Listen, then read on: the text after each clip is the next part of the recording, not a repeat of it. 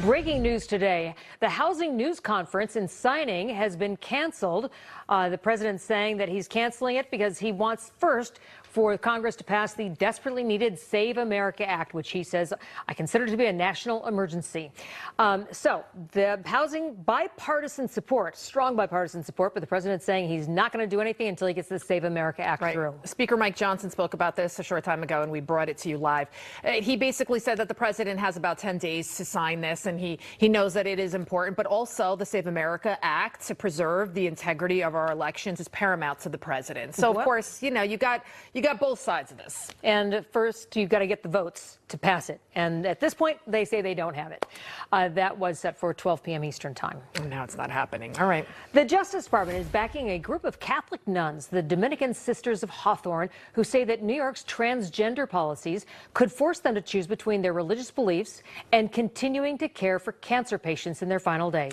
Assistant Attorney General Harmeet Dillon saying in a statement, states should take notice that they cannot require Americans to abandon their religious beliefs in the name of woke gender ideology.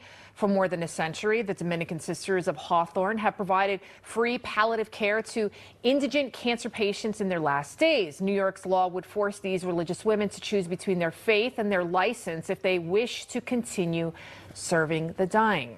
Well, the New York transgender mandate bans long-term care facilities and their staff from discriminating against any resident on the basis of the resident's actual or perceived sexual orientation, gender identity or expression, or HIV status.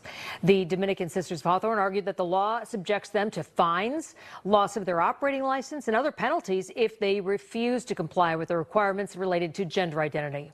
Jesse Arm joins us. He's the Vice President of External Affairs at the Manhattan Institute. Ben Weingarten is a senior contributor at The Federalist, and Victoria Churchill is a political reporter for the Daily Mail. Victoria, I'm a little torn about this one because as a Catholic myself, I believe it shouldn't matter. It shouldn't really matter. A person is a person, a human being.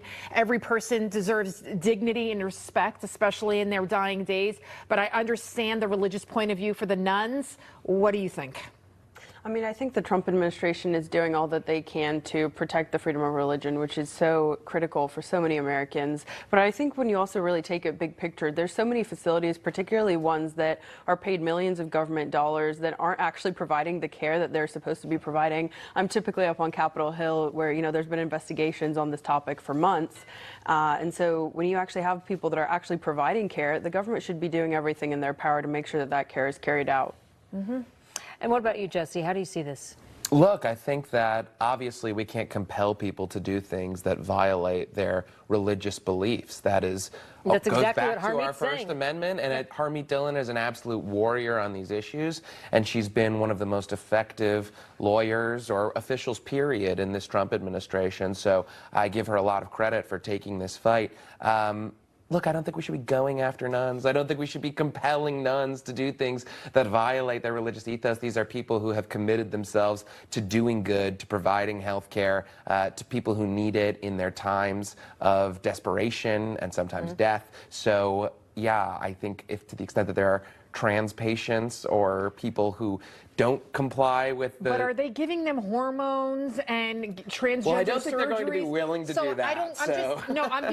I'm confused as to how this violates their religious beliefs by caring for them in their dying days. And in a statement, a spokesperson for Governor Kathy Hochul said the following: this is just another sad attempt by the Trump administration to weaponize the justice system to attack political opponents in an election year.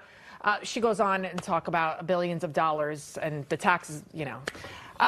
Is this really about the Trump administration? Religious liberty, I think, is at the crux of this case. Ben, you know, what do you think? Yeah, I can't speak to the Catholic aspect of this as a Jew, but what I can speak to is the fact that the administration has been laser focused on defending religious liberty, which has been under assault, obviously, by progressives in states like New York and across the country as well.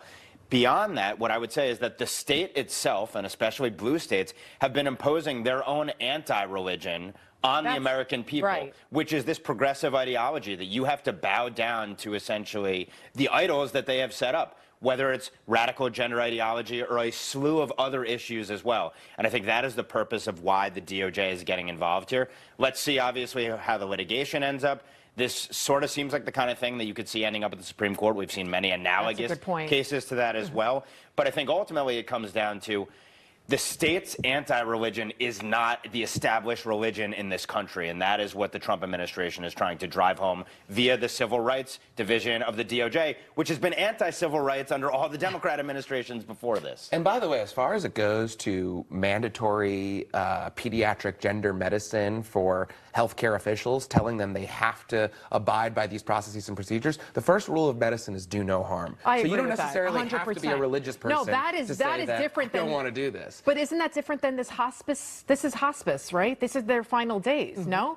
Victoria? Yeah, absolutely. And look, you know, we think back to the COVID pandemic, which of course here in New York, I think was one of the hardest hit states of the entire country, where people were not able to seek alternative forms of care. And when big government gets in the way, I think, you know, at the end, particularly at the end of somebody's life, you want to make sure that they are in the most comfortable position that they can be.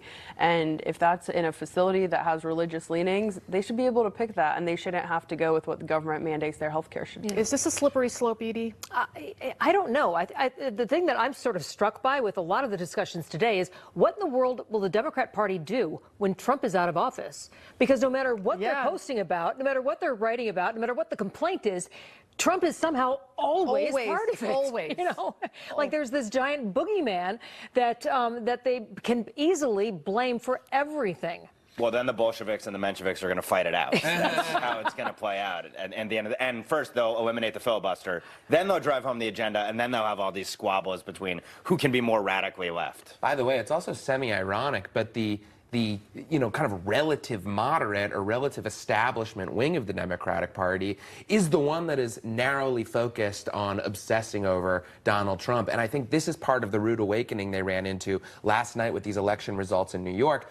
Being against Donald Trump is not enough. That's why some of these hardened leftists who are hostile to the entire American project and are hostile to capitalism as a system in and of itself and everything that we on this panel probably hold near and dear are breaking through because they have a worldview. It's a destructive one, it's a radical one, but it is a worldview that extends beyond being not Donald Trump. But looking at their commercials, all but one were focused on Trump. Even the socialists, was that, you know, my opponent is. I think they have to Trump. be anti-American. That seems to be the common sentiment behind all those that won. Victoria Churchill, Jesse Arm, and Ben Weingarten. Thank you.